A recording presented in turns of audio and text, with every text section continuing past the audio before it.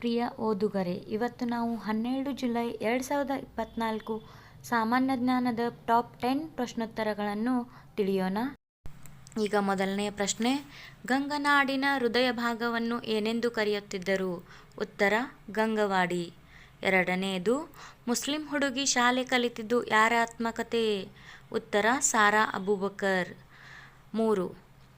Paris ಒಲಿಂಪಿಕ್ಸ್ನಲ್ಲಿ ಮಹಿಳೆಯರ 100 metre ಹರ್ಡಲ್ಸ್ನಲ್ಲಿ ಭಾಗವಹಿಸಿದ ಮೊದಲ ಭಾರತೀಯರು ಯಾರು? ಉತ್ತರ ಜ್ಯೋತಿ ಯರಾಜಿ.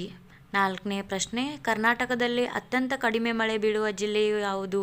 ಉತ್ತರ ಬಾಗಲಕೋಟೆ. ಈಗ 5ನೇ ಪ್ರಶ್ನೆ, ಕರ್ಮಹರ ಕಾಳೇಶ್ವರ ಇದು ಯಾರ ಅಂಕಿತ ನಾಮ? ಉತ್ತರ ಬಾಚಿ ಕಾಯ್ಕದ್ ಕಾಳವ್ವೆ. 6ನೇಯದು, ಸೋಮೇಶ್ವರ ವನ್ಯಧಾಮವು ಯಾವ ಜಿಲ್ಲೆಯಲ್ಲಿದೆ? ಉತ್ತರ ದಕ್ಷಿಣ ಕನ್ನಡ ಜಿಲ್ಲೆ. 7ನೇಯದು, ಕಿಟಕಿ ಎನ್ನುವ ಶಬ್ದವು ಕನ್ನಡಕ್ಕೆ ಯಾವ ಭಾಷಾ ಮೂಲದಿಂದ ಬಂದಿದೆ? ಉತ್ತರ ಅರಬ್ಬಿ ಭಾಷೆ.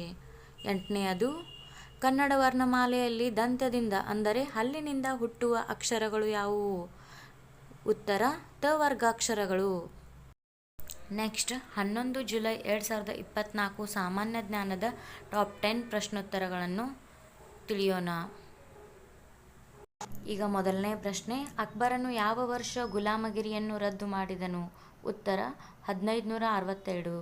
ಎರಡನೇ ಪ್ರಶ್ನೆ, ಭಾರತೀಯ ದೇವಾಲಯಗಳ ತೊಟ್ಟಿಲು ಎಂದು ಯಾವುದನ್ನು ಕರೆಯುತ್ತಾರೆ? ಉತ್ತರ ಐಹೊಳೆ. 3ನೇ ಪ್ರಶ್ನೆ, ದಕ್ಷಿಣ ಪಥೇಶ್ವರ ಇದು ಯಾರ ಬಿರುದು? ಉತ್ತರ ಇಮ್ಮಡಿ ಪುಲಿಕೇಶಿ.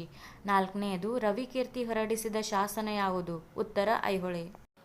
ಈಗ 5ನೇ ಪ್ರಶ್ನೆ, ಬಾದಾಮಿ ಚಾಲುಕ್ಯರ ಕೊನೆಯ ಅರಸನ ಹೆಸರೇನು? ಉತ್ತರ 2ನೇ ಕೀರ್ತಿವರ್ಮ. 6ನೇಯದು, ಚಾಲುಕ್ಯ ಶೈಲಿಯ ಪಿತಾಮಹ ಎಂದು ಯಾರನ್ನು ಕರೆಯುತ್ತಾರೆ? ಉತ್ತರ ಮಂಗಳೇಶ. 7ನೇ ಪ್ರಶ್ನೆ, ಮಲ್ಲಿನಾಥ ದೇವಾಲಯವು ಎಲ್ಲಿ ಕಂಡುಬರುತ್ತದೆ? ಉತ್ತರ ಪಟ್ಟದಕಲ್ಲು. 8ನೇ ಪ್ರಶ್ನೆ, ಚಾಲುಕ್ಯರ ನಿಜವಾದ ಸ್ಥಾಪಕನೆಂದು ಯಾರನ್ನು ಕರೆಯುತ್ತಾರೆ? ಉತ್ತರ 1ನೇ ಪುಲಿಕೇಶಿ. ಈಗ 9ನೇ ಪ್ರಶ್ನೆ, ಸಿಯುಕಿ ಗ್ರಂಥ ಯಾರು ರಚಿಸಿದರು? ಉತ್ತರ ಹ್ಯುಯೆನ್ ತ್ಸಾಂಗ್. 10ನೇ ಪ್ರಶ್ನೆ, ವಾತಾಪಿಕೊಂಡ ದೇವ ಎಂಬ ಬಿರುದು ಯಾರು ಹೊಂದಿದ್ದರು? ಉತ್ತರ 1ನೇ Narasimhavarma. Thanks for watching. Don't forget to subscribe my channel.